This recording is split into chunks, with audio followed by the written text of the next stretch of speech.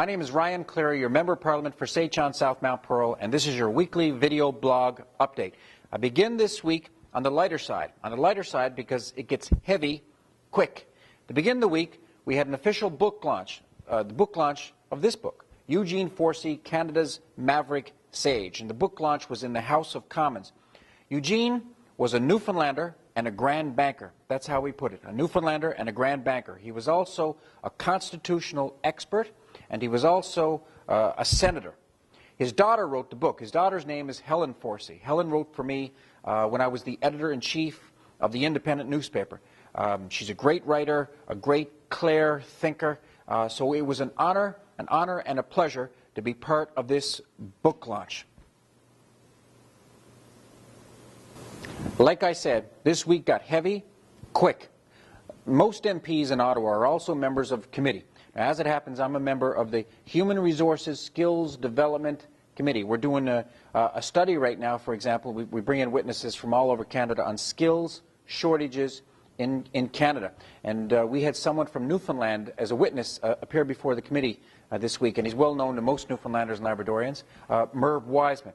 Now, most people know Merv from the Maritime Rescue Subcentre, which was shut down in St. John's. But Merv is also head of Canadian Agriculture Human Resources Council. So he more or less represents the agriculture industry in Newfoundland. Now, Merv appeared before the committee, and he spoke about the impact of the proposed employment insurance changes on the agriculture industry. Later in the week, Diane Finley, the Minister of Human Resources and Skills Development, she appeared before the committee, and I asked her questions about the changes to employment insurance and the impact on rural Newfoundland. Let's roll the tape. To the Minister. Minister, the changes you announced to employment insurance last week, they're making waves, as you know, right across the country, and especially in Atlantic Canada and Newfoundland and Labrador. One would assume they're going to involve considerable monitoring of the behavior of EI claimants. At the same time, your government is cutting in terms of staffing and budgets, the cuts that we've heard about now for weeks, for months, for both citizen-centered services and integrity and processing. My question is this: wouldn't any new monies be best spent on helping claimants as opposed to harassing claimants?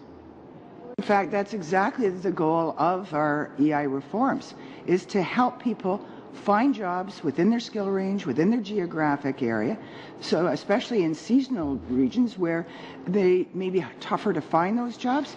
We're also making changes to the system that remove barriers and things that discourage people from working part-time in the off-season. And it's because we want to make sure that Canadians have every opportunity to get connected with jobs that will make them and their families better off. We think that's a good idea. Right now, there exist within the system things that really do discourage people and are not, shall we say, conducive to improving the standard of living of those families. We're working to fix that. Minister, where exactly do you expect people in rural areas of Canada, specifically Outport, Newfoundland, for example, to find alternate employment? They live sometimes hours away from bigger centres. Where do you expect them to find that work? Well, Larry, and your time is just about up, but Minister, I'll let the Minister continue to answer that question. Well, we're quite aware of situations like that, and that's why each of these cases will be looked at on the basis of fairness and reasonableness, based on individual circumstances and local labour market conditions. But we do want to make sure that instead of automatically turning to foreign workers, employers say, hey, wait a minute, we've got Canadians here that we haven't been able to identify who have the skills to do the jobs. We want to make sure that those Canadians get connected with the potential employers wherever it's possible, as quickly as possible. If there are no jobs available locally within their skill range, those people will still have the same access to EI. Thank you, Minister. Now we'll move to the next round of 5 minutes. Ms. Leach, go ahead. A lot of talk this week in the House of Commons about employment insurance. On Wednesday, I posed this question during question period to the Minister, Diane Finley. Honourable Member for St. John South Mount Pearl.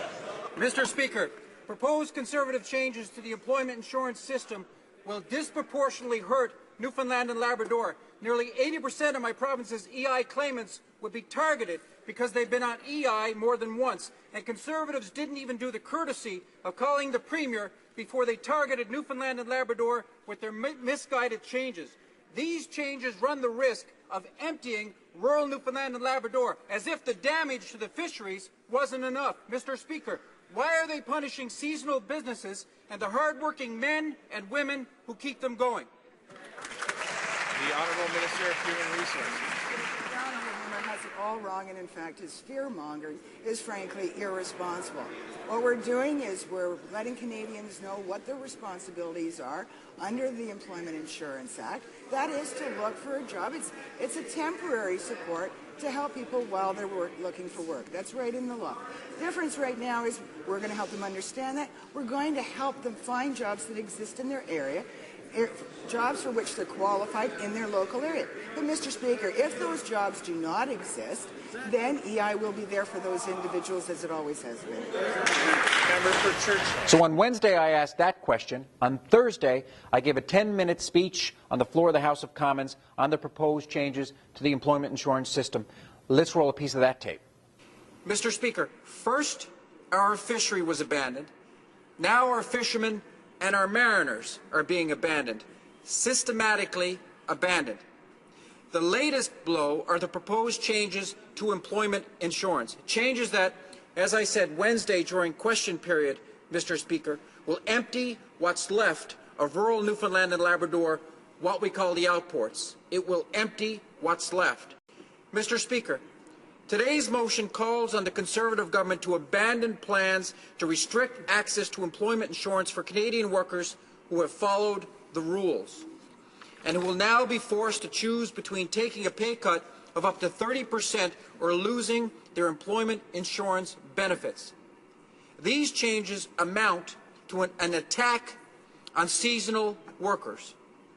The Conservative government is telling frequent EI claimants that they will be required after 6 weeks of collecting benefits to take any work available within a 1-hour commute, providing it pay at least 70% of what they were making before they were laid off.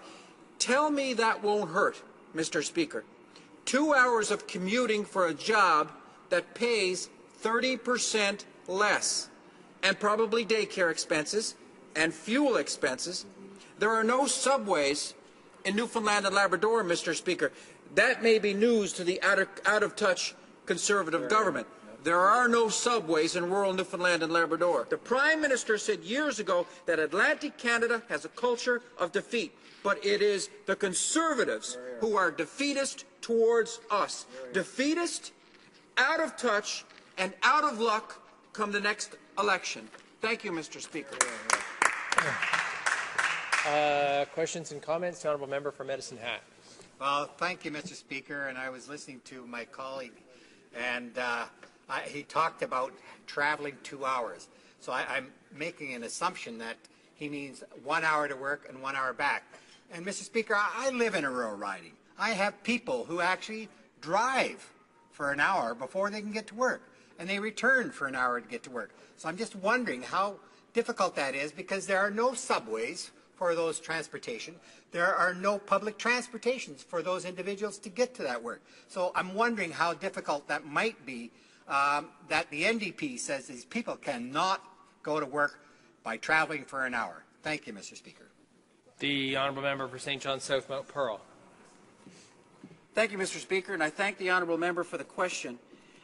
It's 1 hour to get to work. It's a 1 hour to get home. Then there are added expenses on top of that, expenses like daycare, for example, like fuel, maintenance car, the whole 9 yards. Then you keep this in mind. Give me a chance to speak now. Keep this in mind. That person will also be making 30% less. 30% less with extra expenses. So that's your plan for the redevelopment, for the future of rural Newfoundland and Labrador and rural Canada. Out of touch. So those are the highlights of this week in Ottawa. The last thing I want to mention is an event this weekend in the riding. Jack Harris, the NDP MP for St. John's East, and I are going to hold a town hall meeting on Sunday in the riding. And the town hall meeting is all about the Conservative budget bill, the Conservative omnibus budget bill, what we call a Trojan horse. We call it a Trojan horse because it's blocked with so many things budget unrelated, like the changes to the Federal Fisheries Act, the gutting of environmental legislation, changes to old age security, increasing the age of eligibility to 67 from 65, and all these changes that you've heard on this video blog post about employment insurance. So the event is this weekend, 2 to 4 at the Battery Hotel in St. John's. And again, that's Jack Harris and I. So I hope to see you there. Have a good weekend.